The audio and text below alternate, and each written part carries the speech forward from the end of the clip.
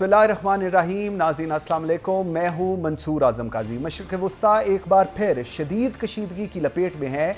Israel ने दोहा में Hamas के दफ्तर पर फ़ज़ाई हमला किया जिसमें 6 अफराद शहीद हुए, तहम आला क़यादत महफूज रही। यह कार्रवाई उस वक्त की गई जब हमास के नुमाइंदे गज़ा में जंग बंदी के मज़ाकरात में मसरूफ़ थे, जिसने इस हमले को मज़ीद संजीदा और चौंका देने वाला बना दिया है। अमेरिका ने कहा है कि इस हमले की पेश की इतला थी, मगर कतर ने इस दावे को यकसर मुस्तरद करते हुए इसे रियासती दहशतगर्दी करार दिया है और भरपूर जवाब देने का ऐलान भी किया है। दूसरी जानिब इजरायली वज़ीर आज़म नेतन्याहू ने इस कार्रवाई को पाकिस्तान में उसामा बिन लादेन के खिलाफ अमरीकी ऑपरेशन से तशबीह दी है और कहा है कि दहशतगर्दों को दुनिया के किसी भी कोने में तलाश कर कर ख़त्म किया जाएगा। यह बयान ना सिर्फ बैनुल अक़वामी क़वानीन बल्कि रियासती खुद मुख्तारी की बुनियादी असूलों पर भी संगीन सवालात उठाता है। अब कतर अपनी खुद मुख्तारी और सालसी के किरदार के तहफ़्फ़ुज़ के लिए आलमी सतह पर जारहाना सफारतकारी मौक़िफ़ अपना रहा है और ये सूरत हाल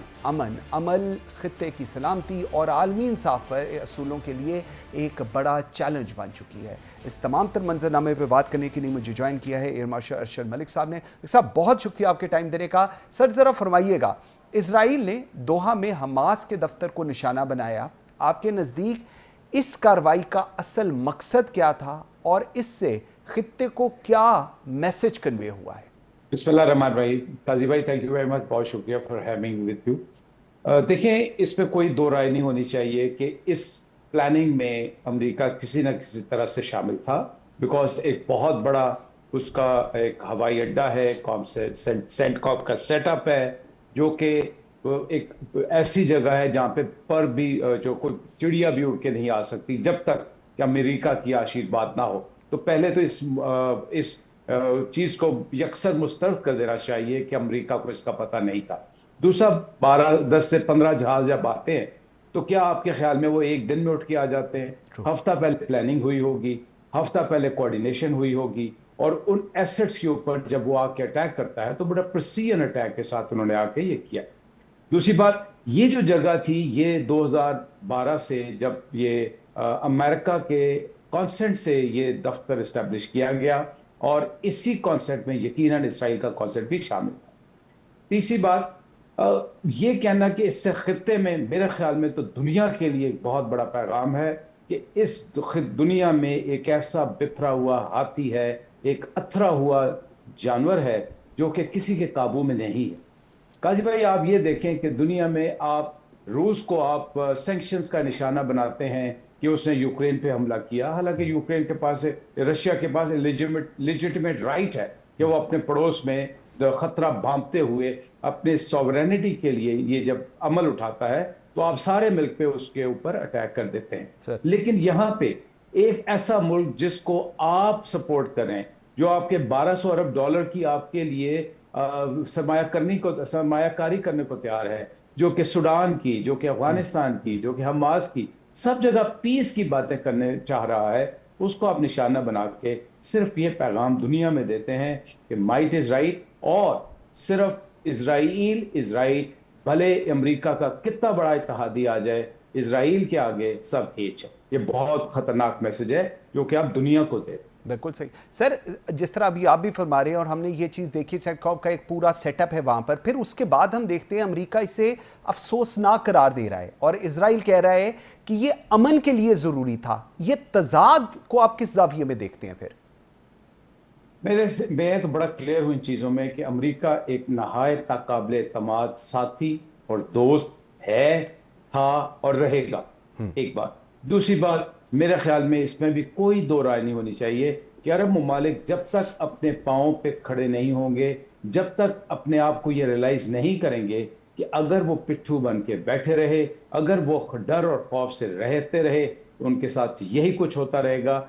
आज ये है तो कल अगर यही अमन के ख्वाह जब इसराइल के लोग, या जब अमेरिका इनसे कहेगा कि हमास के लोगों को एक और आप टेबल पे लेके आए। आपको याद है कि ईरान में हनिया को जब शहीद किया गया तो उस वक्त भी निगोशिएटिंग के लिए एक रोड मैप आया था, और इस वक्त भी एक रोड मैप आया था।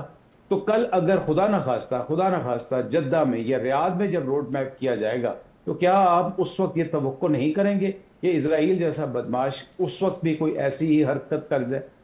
میرے خیال میں تو یہ ممکن ہے. بالکل صحیح. اچھا سر، یو ایس کی اگر ہم بات کرتے ہیں، قطر کا موقف ہے کہ امریکہ نے حملے کی اطلاع بعد میں دی. اب ڈاؤن دا روڈ ہم یہ جو ایک ریلیشن ہے قطر اور یو ایس کا، اس کو آپ کس طرح پھر اینالائز کریں گے اب گوئنگ فارورڈ؟ دیکھیں، اگر آپ تو حقیقت پسندانہ جائزہ لیں تو قطر کچھ بھی نہیں کرے گا. یہ کانفرنسز ہو جائیں گی، یونائٹڈ نیشنز کی کانفرنس ہو گئی، آپ نے دیکھا اس کو ایک دن ڈیلے کیا گیا، اس چیز کو اشور کیا گیا کہ کم از کم لفظی حد تک امریکہ اس کے ساتھ رہے، قطر کے ساتھ رہے اور اس واقعے کی مذمت کرے. اس کے بعد کیا اول تو ہونا یہ چاہیے کہ جتنے بھی امریکی اور اس کے حلیف ہیں وہ فوراً سینکشنز لگائیں. کم از کم ایک یورپی ملک نے یہ کہا ہے کہ میرے ملک سے آپ کے جہاز نہیں آ سکتے، یہاں سے فیول نہیں لے سکتے. تو بھائی کوئی سمبولک کی کوئی بات کر دو، کوئی ایسی سمبولک حرکت کر دو جس سے کم از کم یہ پتہ چلے کہ آپ واقعی سیریس ہیں، یہ کرنا چاہتے ہیں. تو میرے خیال میں اگر قطر، جو کہ قطر نہیں کرے گا، جو اس کے حالات ہیں، جو ان کی خارجہ پالیسی ہے، اگر تو وہ کر سکتے ہیں تو وہ ایک سٹیپ اٹھائیں اور کہیں کہ جناب ہم سارے جو اب یہ گلف کنٹریز کی اور اسلامک کنٹریز کے فارن منسٹرز کی میٹنگ ہو رہی ہے، اس میں یہ مطالبہ ببانگ توحل آنا چاہیے کہ اسرائیل کو، جو کہ جس کا وزیر اعظم ایک وار کرمنل ہے، جس کو آئی سی سی ایک وانٹڈ کرمنل قرار دے چکی ہے، اس کے اوپر اس کی اس حرکت پہ کم از کم، ورنہ اس نے جو 64,000 سے زیادہ مسلمانوں کو شہید کیا، جو کہ بھوکوں کو خوراک دینے کے چکر میں گھیر کے ان کو شہید کر رہا ہے، اور آپ نے جو بامبنگ دیکھی ان کے گھروں کو جو مسمار کیا جا رہا ہے. تو میرے خیال میں قطر اکیلا کچھ نہیں کر سکے گا. قطر یو ایس سے کبھی کوئی ڈیمانڈ نہیں لے سکے گا. ہاں، ان کو ایک پلیٹ فارم جو مل رہا ہے، جو کل یا پرسوں ان کی میٹنگ ہونے لگی ہے، اس میں یہ قرارداد پاس ہونی چاہیے کہ امریکہ اور یورپین یونین اسرائیل پہ سینکشنز لگائیں. تب ہم سمجھیں گے کہ اس حرکت کو کنڈیم کیا گیا ہے. ورنہ قطر اور سارے گلف کنٹریز اور سارے مسلمان ملک یہ کہیں کہ یہ صرف لفظی ہے، یہ ساتھ اس کے شامل تھے اور ان کی تائید شامل تھی. بالکل صحیح. اچھا سر، قطر کے بعد کی اگر بات کریں، یہ جو خلیجی ممالک ہیں، اب واشنگٹن پر ان کا بھروسہ، کیپنگ ان مائنڈ جو پہلے آپ کے ریمارکس تھے کہ ہم ٹرسٹ نہیں کر سکتے، کیا آئندہ آنے وقت میں ترکی پاکستان کی طرف دیکھا جائے گا؟ یہ سچویشن آپ کس طرف اب دیکھتے ہیں ابھرتی ہوئی؟ دیکھیے، ٹرکی نے اپنے آپ کو سیکیور کیا ہوا ہے. ٹرکی نے 1948 سے ان کو ایکسیپٹ کیا ہوا ہے اور اس کے بہت روابط ہیں. ان کا فارن آفس ان کے ساتھ بہت شامل ہے، ان کے ساتھ ان کے سفارتی تعلقات ہیں. سب سے بڑا خطرہ پاکستان کو ہے، بیکاز پاکستان کے خلاف یہ اور ہندواتا سوچ اکٹھی ہے. وہ کبھی بھی یہ نہیں چاہیں گے کہ پاکستان جیسا ملک اپنے پاؤں پہ کھڑا رہے. بٹ انشاءاللہ اللہ تعالیٰ کی مدد رہی، اور اگر ہم اپنا محاسبہ کرتے رہے اور اگر ہم اس چیز کو ریلائز کرتے رہے کہ ساری بچپن سے ہم سنتے آ رہے ہیں کہ پہلے ایران کی باری آئے گی، پھر ترکیہ کی باری آئے گی، پھر پاکستان کی باری آئے گی، اور یہ انہونی ہم نے دیکھ لی کہ ایران کی باری آئی. تو میرے خیال میں پاکستان کو اس کو بہت سیریس لینا چاہیے. پاکستان کو کوئی بھی قدم اٹھانے سے پہلے یونائٹڈ اسٹیٹس کی صحیح ورت کا اندازہ لگانا چاہیے اور یہ دیکھنا چاہیے کہ اس خطے میں اس کے سروائیول کے لیے اس کے اصل اتحادی کون ہو سکتے ہیں، اور اس سے بڑھ کے کسی اتحادی کی طرف آپ توجہ نہ کریں. اپنا محاسبہ کریں، اپنا انالیسس کریں اور اپنے آپ کو تیار کریں. سر، اگر انالیسس کی آپ جس طرح بھی بات فرما رہے ہیں، تو اگر نیتن یاہو نے اس حملے کو ایبٹ آباد آپریشن سے جوڑا ہے، سر یہ جو موقف ہے، نمبر 1 بین الاقوامی قوانین، ریاستی خود مختاری پر ایک منفی اثر ڈال رہی ہیں. ایک اس کے علاوہ کیپنگ ان مائنڈ پاکستان کو ٹیگ الانگ کرنا اس ساری سچویشن میں، اور ابھی آپ بھی یہ کہہ رہے ہیں کہ پاکستان کو سب سے زیادہ خطرہ ہے اس پوری سچویشن میں. اس کو آگے گوئنگ فارورڈ جاتے آپ کیا دیکھ رہے ہیں پھر؟ میں تو یہ دیکھ رہا ہوں جی کہ ہمیں بھی اپنی نیوکلیئر پالیسی کو ایمبیگوس کر دینا چاہیے. ہم بالکل ببانگ دوحل کہہ دیں کہ ہم امن کے خواہاں ہیں. ہمارے اوپر کوئی بری نظر رکھے گا، ہمارے کوئی اثاثوں کی طرف بری نظر رکھے گا، تو ہمارا سٹانس بڑا کلیئر ہے. اگر فرانس جیسا ملک اپنی نیوکلیئر پالیسی ڈکلیئر کر سکتا ہے تو پاکستان جیسا ملک کو بھی ضرور کرنی چاہیے. آپ یقین رکھیں کہ امریکہ کبھی بھی کسی صورت بھی آپ کے اثاثوں کی حفاظت کے لیے نہیں آئے گا. اور جب بھی اسرائیل اور بھارت کا कट हुआ उसमें वो इसराइल की ही हिमायत करेगा।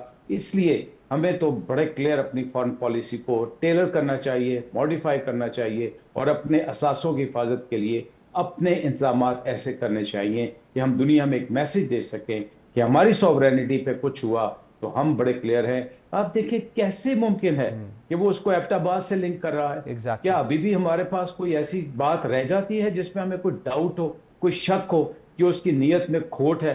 हम तो हमेशा से पहले दिन से फलस्तीन के हक खुद इरादियत के साथ खड़े हैं। हालांकि हमें हर अरब मुल्कों ने कश्मीर में वो सपोर्ट नहीं किया, लेकिन being a Muslim and being a staunch Muslim state we have always been supporting the Palestinian cause. So उस डर से भी आपके लिए इसराइल को बहुत खतरा है, बहुत खौफ है, और वो प्रॉक्सी वॉर के थ्रू, हमारे हमसाया मुल्क के थ्रू हम पे जरूर कोई ना कोई हरकत करने की कोशिश करेगा, जिसके लिए आपको तैयार रहना चाहिए। सर, कतर दीगर ममालिक, पाकिस्तान को जरा let's include into this discussion, इस तनाजुर में हमारे पास कौन सी लीगल आप समझते हो ऑप्शंस हैं, सफारती रस्ते हैं, या जिस तरह भी आप पहले कह रही हैं हमें अब एक बहुत क्लियर अपनी फॉरेन पॉलिसी के ऊपर उस एज पर आना है जहां पर we have to let the world know कि who is who to Pakistan?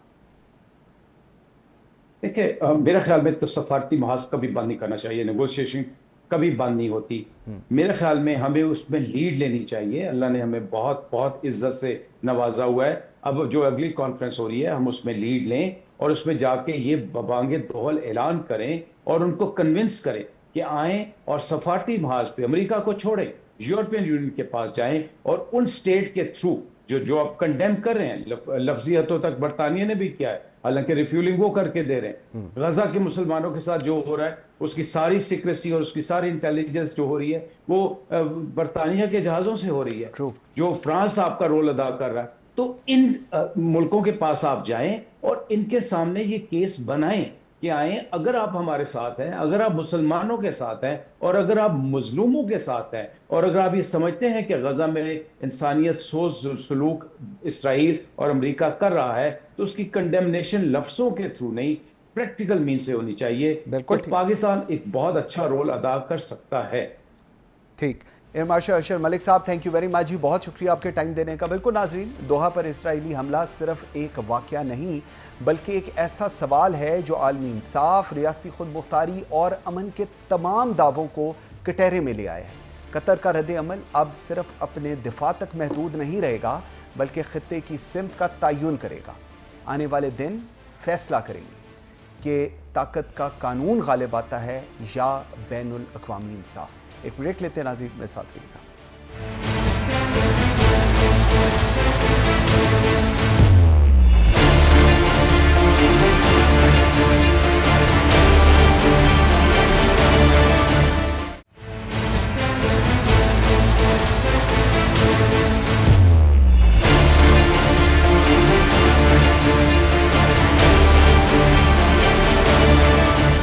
Welcome back after the break. नाज़रीन, पाकिस्तान हालिया सैलाब की बदतरीन बहरान से गुजर रहा है। पानी ने ज़िंदगी के हर पहलू को अपनी लपेट में ले लिया है। सिर्फ पंजाब से 4000 से ज़ायद देहात डूब चुके हैं, 10 लाख एकड़ पर खड़ी फसलें बर्बाद हो गई हैं, 2.5 लाख ख़ानदान बेघर हो गए हैं और 76 से ज़ायद कीमती जानें ज़ाया हो चुकी हैं। कश्तियों के उलटने से अलमनाक हादसात पेश आए हैं और दरिया पर तैरती लाशें इंसानी ज़मीर को झंझोड़ रही हैं। दरिया सिंध के बेकाबू रेला अब सिंध के नशेबी इलाकों तक जा पहुँचे हैं। ज़राई ज़मीनें तबाह हो रही हैं और शहरी इलाके भी सख्त मुतासर हैं। कराची में मौसलाधार बारिशों ने नदी नालों को उबलने पर मजबूर कर दिया है। सड़कें और शाहराएँ दरिया का मंजर पेश कर रही हैं। अरबों रुपए से तामीर होने वाली शाहराए भुट्टो भी बारिश का दबाव के सामने टिक ना सकी और टूट फूट का शिकार हो गई।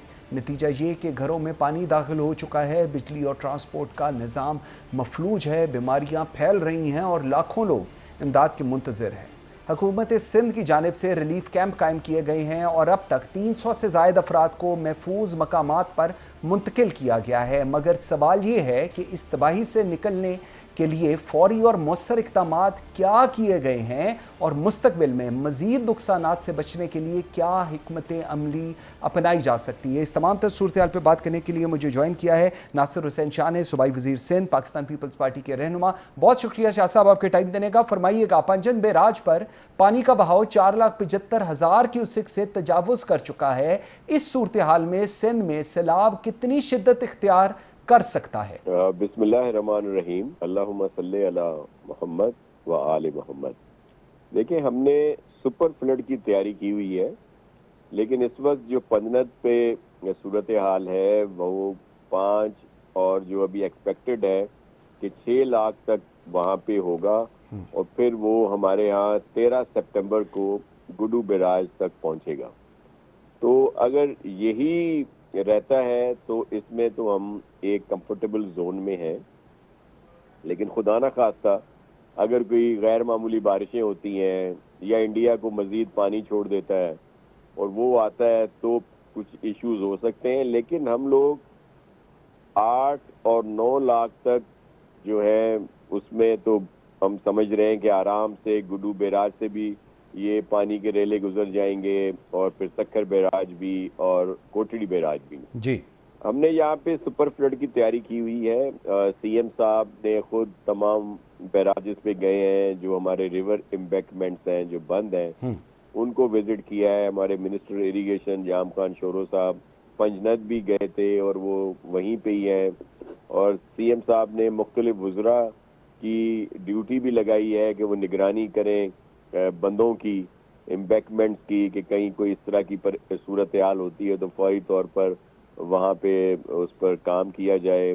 ہمارے جو انتظامیہ ہے اس نے ریلیف کیمپ قائم کر دی ہیں، 1000 کے قریب ہم نے آئیڈینٹیفائی کیے ہیں، لیکن ہم لوگ جو ہیں وہ کوئی 528-30 کے قریب تیار کر دی ہیں۔ چیئرمین بلاول بھٹو زرداری صاحب خود نگرانی کر رہے ہیں، وہ خود بھی انہوں نے وزٹ کیا گڈو بیراج کا، سکھر بیراج کا، پھر جہاں پہ کام ہو رہے تھے بندوں پہ بھی وہ تشریف لے گئے، اور انہوں نے یہ سب کی ڈیوٹی لگائی ہے۔ جتنے ہمارے الیکٹڈ لوگ ہیں منسٹرز کے علاوہ، ایم پی اے، ایم این اے، ہمارے بلدیات کے نمائندے، ہمارے پارٹی کے لوگ، سب کام کر رہے ہیں تاکہ اپنے بھائی بہنوں کی ہم لوگ خدمت کر سکیں۔ شاہ صاحب اس میں یہ بھی فرمائیے گا، آنے والے دنوں میں اگر پنجاب سے پانی کا دباؤ مزید بڑھا ہے، جو کہ کہا بھی جا رہا ہوگا، تو سندھ کے شہری اور دیہی علاقوں پر کس حد تک آپ کو لگ رہا ہے کہ پریشر آئے گا اور کس حد تک نقصان پہنچ سکتا ہے؟ کیونکہ سندھ کو لے کر پنجاب میں جو کچھ اس وقت چل رہا ہے، کہا یہ جا رہا ہے کہ سندھ پہ کافی پریشر آ سکتا ہے شہری اور دیہی علاقوں پر۔ دیکھیں، جیسے میں نے آپ کو بریف کیا کہ اس وقت کی جو صورتحال ہے، جو اب پانی آ رہا ہے، اس میں تو ایک کوئی ایسا خطرے کی بات نہیں ہے، اور اس کو 6 لاکھ 7 لاکھ 8 لاکھ تک ہم لوگ بہت کمفرٹیبل ہیں۔ 9 لاکھ اور اس سے اوپر آئے گا تو پھر ہمارے لیے تشویش کا باعث بنے گا، اور اگر 10 11 12 لاکھ سے زیادہ آتا ہے تو ظاہر ہے پھر ہمارے بس سے باہر ہے۔ لیکن جو اس وقت کی اندازے ہیں یا جو ہمیں ایکسپرٹ نے بتایا ہے، تو پانی زیادہ سے زیادہ بھی اگر آیا تو 8 لاکھ کے قریب آئے گا، اور اس کو ہم آسانی سے گزار سکیں گے اپنے بیراجز سے اور جو بھی بند ہیں وہاں سے، یہ ہے۔ لیکن پنجاب میں واقعی بہت سیریس صورتحال ہے، ہمارے بھائی بہن بہت پریشان ہیں، وہاں کی حکومت کام کر رہی ہے، چیف منسٹر صاحبہ بھی دن رات لگی ہوئی ہیں، اور جس طرح وہاں پہ پانی آیا ہے اور اس کو کوئی بھی گورنمنٹ کیٹر نہیں کر سکتی تھی، فیڈرل ہو یا پروونشل گورنمنٹ ہو، کیونکہ وہ ایک دن 1,70,000 کیوسک تھا تو very next day 9 lakh cusec ہو گیا۔ بالکل ایسے کوئی بھی اس کو وہ نہیں کر سکتا تھا۔ اچھا، مجبوری تھی۔ اگر کراچی کی بات کریں، کراچی میں شدید بارشوں کے نتیجے میں ندی نالے ابل پڑے ہیں اور شاہراہ بھٹو تک ٹوٹ پھوٹ کا شکار ہوئی ہے۔ اگر مستقبل میں ایسی بارشیں دوبارہ ہوتی ہیں تو حکومت سندھ کے پاس پانی کے دباؤ کو کنٹرول کے لیے کیا حکمت عملی ہے اس وقت؟ جی دیکھیں، ایک تو اس وقت فور کاسٹ ابھی کوئی ایسی شدید بارشوں کی نہیں ہے، لیکن یہ جو بارشیں بھی ہوئیں تو آپ نے دیکھا کہ شاہراہ بھٹو پہ ایک شگاف ضرور ڈالا گیا تاکہ اس کو کیونکہ وہ زیر تعمیر ایریا تھا, وہاں پہ کوئی ٹریفک نہیں چلتی تھی, ابھی اس کو کھولا نہیں گیا تھا عام لوگوں کے لیے. جہاں پہ عام لوگوں کے لیے کھولا گیا تھا ٹریفک کے لیے وہ بالکل صحیح ہے, وہ اپنا وہ کام ہو رہا ہے. یہ وہ ایریا تھا جو ابھی زیر تعمیر تھا اور جس کو بعد میں جانا, اس میں یہ پروویژن ڈالنی تھی پانی کے گزرنے کی, لیکن اس سے پہلے ہی یہ جب اس طرح کی بارش آئی تو وہاں پہ وہ شگاف ڈال کے اس کو راستہ دیا گیا. باقی جو بارشیں ہوئیں تو آپ نے دیکھا کہ جتنے بھی روڈ, راستے یا علاقے تھے وہاں سے پانی ڈرین آؤٹ کر گیا. تو ہمارے یہاں سب کام کر رہے ہیں, چیف منسٹر صاحب خود بھی, ہمارے منسٹر لوکل گورنمنٹ بھی, ہمارے میئر صاحب اور دیگر جتنے بھی لوگ ہیں وہ سب آن بورڈ رہے, دن رات انہوں نے کام کیا تاکہ اپنی بھائی بہنوں کی جو تکالیف ہیں ان کو کم کر سکیں. بالکل ٹھیک ہے. کراچی اور جامشورو میں 10 چھوٹے ڈیمز کی تعمیر پر تقریباً 52 ارب روپے خرچ آیا, لیکن ذخیرہ کرنے میں ناکام رہے. اس کی کیا وجہ ہے جی؟ دیکھیں اس کی وجہ یہ ہے کہ سندھ میں 100-150 سے زائد جو ہے نا چھوٹے بڑے ڈیم اور اس طرح کے ذخیرہ کرنے کے اسپاٹ بنائے گئے ہیں, لیکن جن کی آپ نشاندہی کر رہے ہیں ان کا ایک جو اندازہ تھا اس کے تحت تو وہ ٹھیک رہے. اب پھر وہاں سے وہ اوور فلو ضرور ہوا ہے جس سے یہ نقصانات ہوئے ہیں جن کی آپ بات کر رہے ہیں, لیکن وہ مضبوط رہے ہیں, وہ ٹوٹے نہیں ہیں. اوور فلو ہوا ہے, ان سے زیادہ جب پانی ان کی کیپیسٹی سے بڑھ گیا تو ظاہر ہے وہ پانی پہ باہر آیا جس سے یہ نقصان بھی ہوئے ہیں. تو ان کو اور بڑھایا جا رہا ہے کیونکہ جو پہلے جتنی بارشیں ہوتی تھیں اس وقت تک تو یہ اس کو کیٹر کرتے تھے.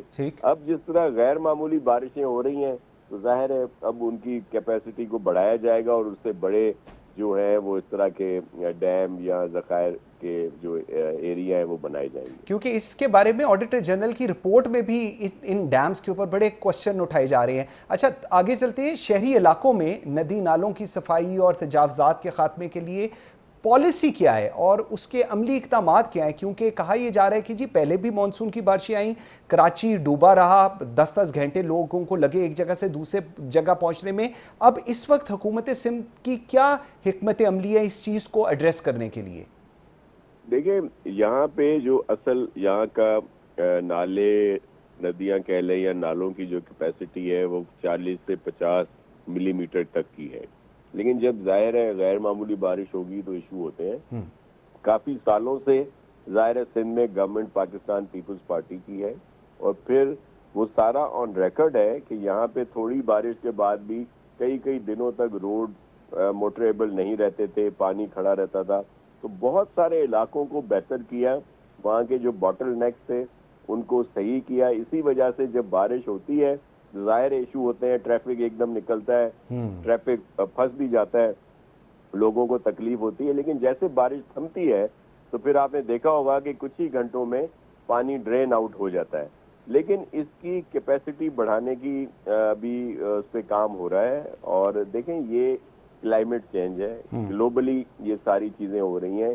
چلے ہم پر تو ضرور تنقید کی جا سکتی ہے, ہم اس کے لیے حاضر ہیں, لیکن کیا وجہ ہے کہ جو ترقی یافتہ ممالک ہیں, آپ آئے دن ہم لوگ فوٹیج دیکھتے ہیں نیشنل میڈیا پہ, سوشل میڈیا پہ, کہ وہاں بھی اسی طرح کے سلسلے ہو جاتے ہیں کہ وہ چوک ہو جاتے ہیں. دبئی دیکھ لیں, نیو یارک دیکھ لیں, بمبئی کی بڑی مثالیں دی جاتی ہیں کہ جی وہاں سب کچھ انہوں نے ٹھیک کر لیا, لیکن حالیہ کچھ عرصہ پہلے جو بارشیں ہوئیں تو وہاں بھی یہ ایشوز تھے. لیکن اس کا مطلب یہ نہیں کہ ہم بری الزماں ہیں. نہیں یہ شاہ جی دیکھیں اپنے لوگوں کے لیے بہتری کی طرف شاہ جی سب سے امپورٹنٹ چیز آپ خود اس چیز کو ایکنالج کر رہی ہیں کہ وہاں پر کیپیسٹی بلڈنگ کی بہت زیادہ ضرورت ہے جو حکومت کر بھی رہی ہے. لاسٹ مجھے ذرا بتائیے گا, جامشورو ہو جائے, دادو, سکھر اور خیرپور حالیہ سیلاب میں شدید متاثر ہوئے ہیں. ان علاقوں میں کتنے افراد کو ریسکیو کیا گیا ہے؟ کیونکہ کہا جا رہا تھا کہ سندھ حکومت ریسکیو بھی کر رہی ہے, اور کتنوں کو پناہ گاہوں تک منتقل کیا گیا؟ اگر اس کے بارے میں بھی تھوڑا سا ہمیں بریف کر دیں. جی بالکل, دیکھیں ہماری وہاں سے جو کچے کا ایریا ہے وہاں پہ ویسے کوئی نقصان نہیں ہوا. کچے کے جو ایریا ہیں جہاں پہ لوگ سالہ سال سے رہتے ہیں ان کو ہم نے وہاں سے اپیلیں بھی کی ہیں, ریسکیو بھی کیا ہے کہ بھائی آپ پکے والے ایریا میں آ جائیں, اور کچھ لاکھ لوگ نکلے ہیں. لیکن اگر پوری آبادی جو کچے کے ایریا میں رہتی ہے وہ 16 لاکھ کے قریب ہے, لیکن ابھی تک کچھ لاکھ ہی نکلے ہیں. کیمپوں میں لوگ نہ ہونے کے برابر ہیں، بہت ہی کم تعداد، کیونکہ لوگوں کے عزیز و اقارب ہیں، فیملیز ہیں، تو وہ زیادہ پریفر کرتے ہیں کہ وہ وہاں پہ جائے. یہاں پہ سندھ میں کوئی ایسی صورتحال خدا نہ خواستہ پیدا نہیں ہوئی اللہ کی مہربانی سے کہ جہاں پہ کوئی بریچ ہوا ہو اور لوگوں کے دیہاتوں میں یا چھوٹے شہروں میں قصبوں میں پانی چلا گیا ہو، تو وہاں پہ ظاہر ہے پھر لوگوں کو بڑی پریشانی ہوتی ہے. اللہ رحم کرے گا. تو یہ جو پانی کے ریلے آ رہے ہیں یہ خیر خیریت سے گزر جائیں گے انشاءاللہ اللہ تو خیریت رکھے. یہ انتظامات ہمارے ہیں.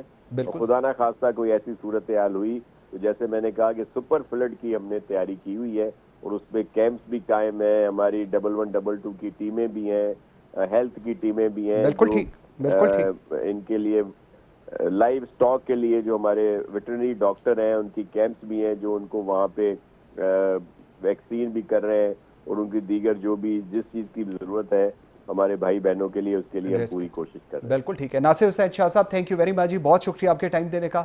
ناظرین ایک بریک لیتے ہیں جی, میرے ساتھ رہیے گا.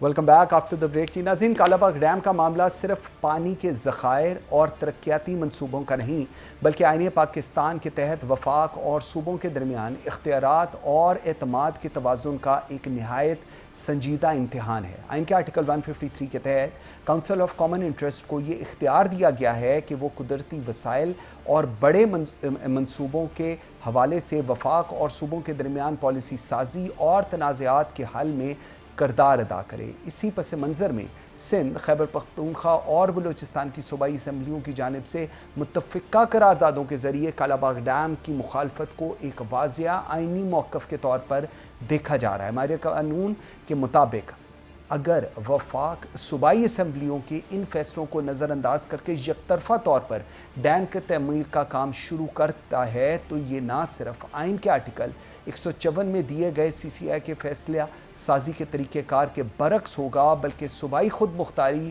کے اصولوں سے بھی انحراف تصور کیا جائے گا. مزید یہ کہ آئین کے آرٹیکل 6 ایسے اقدامات کو آئین شکنی کے زمرے میں لاتا ہے جس میں وفاق اکائیوں کے درمیان اعتماد مجروح ہو اور ریاست کے بنیادی ڈھانچے کو نقصان پہنچے. سپریم کورٹ آف پاکستان کے مختلف فیصلوں میں بھی صوبائی خود مختاری اور سی سی آئی کے کردار کو بارہا اجاگر کیا گیا ہے اور عدالتی نظائر یہ واضح کرتے ہیں کہ ایسے معاملات میں تمام صوبوں کی رضامندی اور شراکت ناگزیر سمجھی جاتی ہے. اس تمام تر صورتحال پہ بات کرنے کے لیے مجھے جوائن کیا ہے شاہ خاور صاحب نے, one of the very well renowned legal expert ہیں, اور میرے ساتھ ہیں ریاست علی آزاد صاحب, once again very well renowned legal expert. بہت شکریہ آپ دونوں کے ٹائم دینے کا. شاہ خاور صاحب فرمائیے گا, اگر وفاقی حکومت پانی کے وسائل پر صوبوں کے اختیارات کو نظر انداز کرے تو آرٹیکل 158, 161 اور 161A کے تحت ممکنہ قانونی اثرات کیا رہیں گے جی؟ دیکھیں جی, یہ جو پانی کا مسئلہ ہے اس میں صوبوں کے جو کنسرنز ہیں یا ان کا جو موقف ہے اس کا ہونا بڑا ضروری ہے اور اس کو بائی پاس نہیں کیا جا سکتا.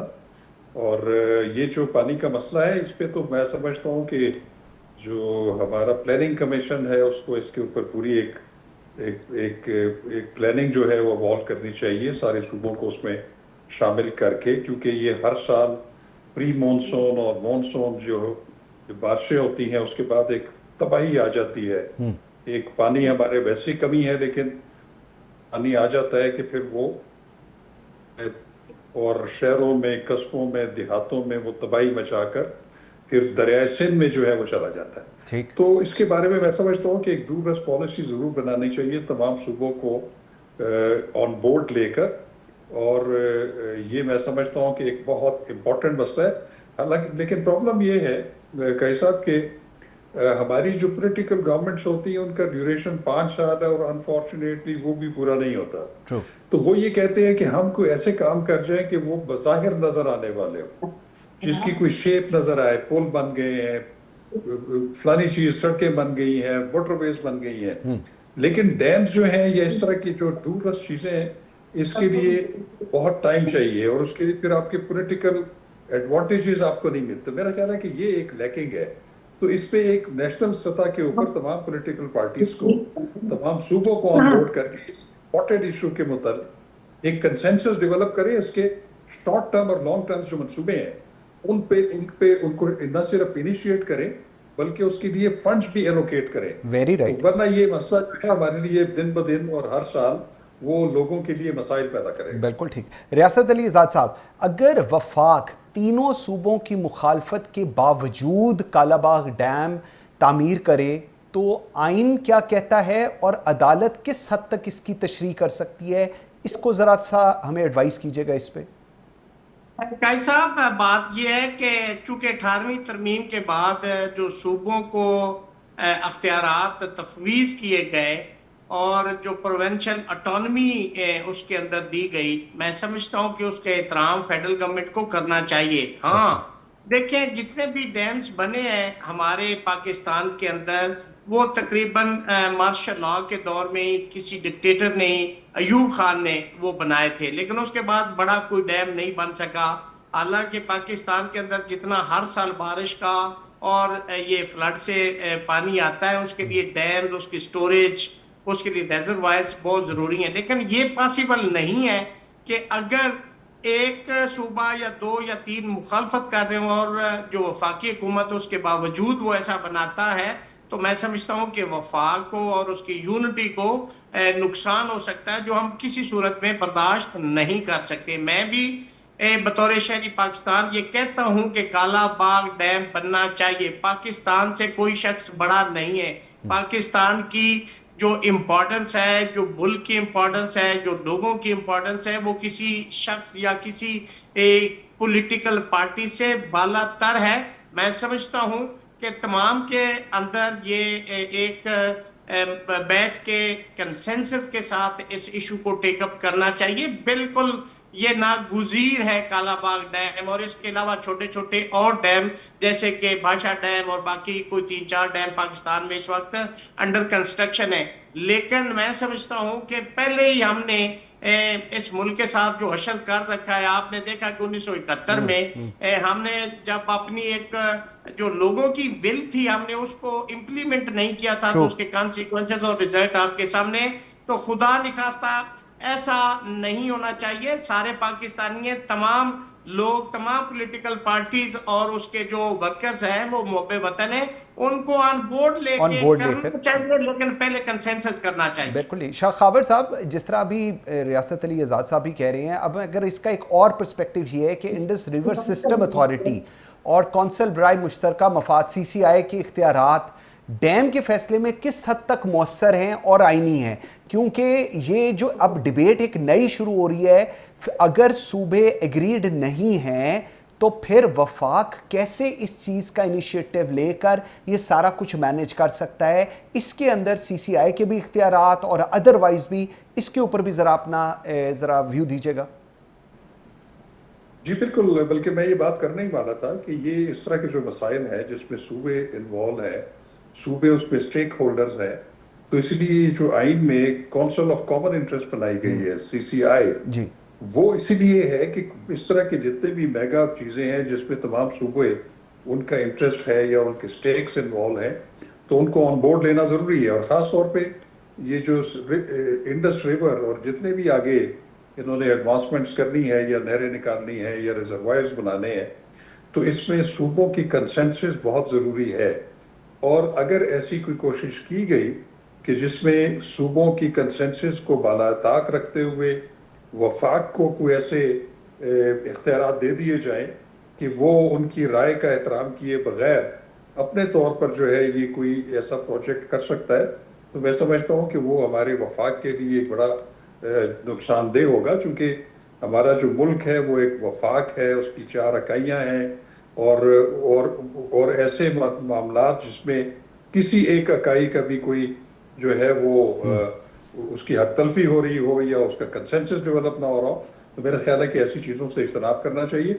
अगर ऐसा कोई जहन में कोई बात है भी तो मेरा ख्याल है कि उसको मौखर कर देना चाहिए। बिल्कुल ठीक है। आज़ाद साहब, अगर अदालतें सियासी दबाव या असर रसूख के तहत फैसले करें तो आईनी दायरा कार और आर्टिकल 6 की रोशनी में क्या हदूद होंगी, क्योंकि ये भी एक बहुत बड़ी डिबेट अब शुरू हो रही है कि जी इस अगर ऐसा कोई फैसला होता है तो उस पर तो आर्टिकल 6 भी आ जाएगा।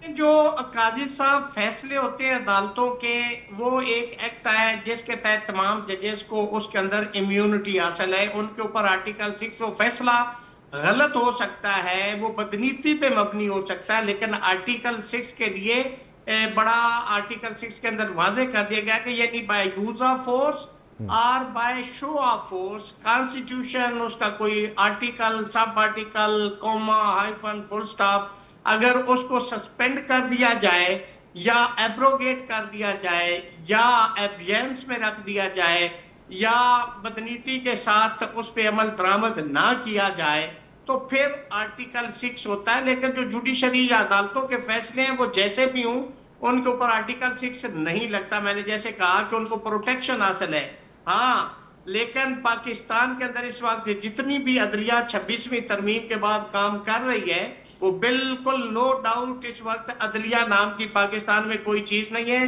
दबाव तो बहुत छोटा लफ्ज है, यहाँ पे बिल्कुल सिस्टम जो है, जो आजाद अदलिया का प्रिंसिपल था वो खत्म हो गया है। आप इस्लामाबाद हाई कोर्ट ही को देख लें, मिस्टर जस्टिस तारिक महमूद जहांगीरी साहब के खिलाफ एक कोवरेंटो रिट फाइल कर दी गई है जो कि 16 तारीख में ऑब्जेक्शन केस के तौर पर बीबी सुनेगी चीफ जस्टिस और आजम खान जो एक अभी तक कंफर्म जज नहीं है एज ए एडिशनल जज, मतलब इस्लामाबाद हाई कोर्ट में वो सीनियर जज के खिलाफ वो उसको वारंटो उस ऑब्जेक्शन को सुनेंगे।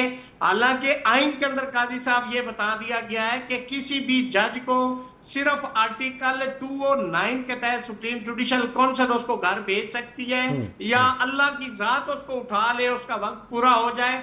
इसके अलावा जज जो भी है उसके खिलाफ ना को वारंटो रिट लाए करती। तो ये 26वीं तरमीम के समरात हैं जो आप भी देख रहे हैं, हम भी देख रहे हैं, और पूरे पाकिस्तान में सुप्रीम कोर्ट से नीचे तक अदलिया नाम की कोई चीज इस वक्त पाकिस्तान के अंदर मौजूद नहीं है। बिल्कुल सही। अच्छा, लेकिन शाह खावर साहब, मेगा प्रोजेक्ट्स की अगर बात करें, वफाक और सूबों के इख्तलाफ के जो इख्तलाफात हैं आईनी दायरे में बढ़ें तो क्या मुस्तकिल और मौसर हल क्या हो सकता है? और इसके अंदर ये भी कहा जा रहा है कि जी आर्टिकल 158 और 161 जो है वो रहनुमाई भी कर सकती है, तो वो किस हद तक रहनुमाई कर सकती है, जरा ये भी इस पे भी रोशनी डालिएगा जरा। देखिए, मेरे पास इस वक्त सामने 158 161 नहीं है, मैं उस पे क्योंकि मेरे अगर सामने होता तो मैं उस पर बात कर सकता, लेकिन एक चीज जैसे मैंने पहले अर्ज की मैं उसी को रीइटरेट करूंगा कि ये जो आइन में इदारे बनाए गए हैं जो कि कंसेंसस डेवलप करते हैं सूबों में और वफाक में, उसको जो उस वक्त के फ्रेमर्स ऑफ द कॉन्स्टिट्यूशन थे उन्होंने इसलिए रखा था कि हमारा मुल्क एक वफाक है और उसमें कोई फैसला ना हो कि जो कि वफाक की तरफ से इम्पोज किया जाए किसी एक सूबे पर या ज़्यादा सूबों पे। तो इसलिए आईनी इदारे इसलिए बने हैं कि वहाँ पे और उसमें किसी किस्म की कदर लगाना या उसको वफाक को ज्यादा एम्पावर करना या ज्यादा पावर देना जो है, जो कि सूबों की राय को जो है वो नजरअंदाज करके कोई फैसला कर सके, तो ये मेरा ख्याल है काफी फेटल होगा हमारा जो कॉन्स्टिट्यूशनल मैकेनिज्म है या 1973 का आइन जिस स्पिरिट से बनाया गया था, मैं समझता हूँ कि उस स्पिरिट से डेविएशन होगी। बिल्कुल सही। रियाज साहब, जरा ये भी फरमाइएगा कि कालाबाग डैम के फैसले में वफाक नंबर 1 और सूबों के दरमियान एतमाद और तवाज़ुन बरकरार रखने के लिए सबसे मजबूत या स्ट्रॉन्ग मैकेनिज्म कौन से आपको नजर आ रहे हैं?